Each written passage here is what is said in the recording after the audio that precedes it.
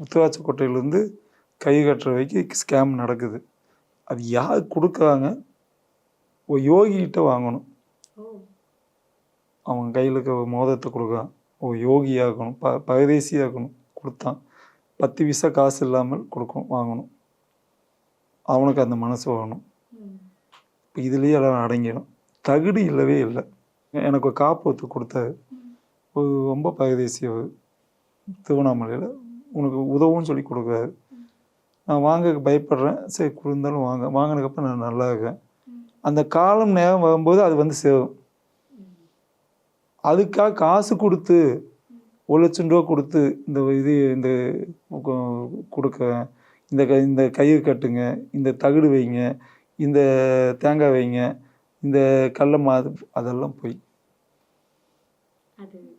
அப்போ கல்லுலேயே ஒரிஜினல் கல்லில் ஆகுது. இப்போ இந்த ப்ளூ ஸ்டோன் இது வந்து இதுக்குன்னு இது ஒரு கல் இருக்குது.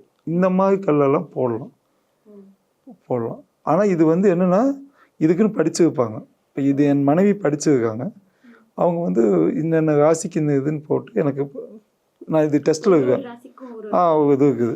அப்போ எனக்கு இது கொடுத்துருக்காங்க.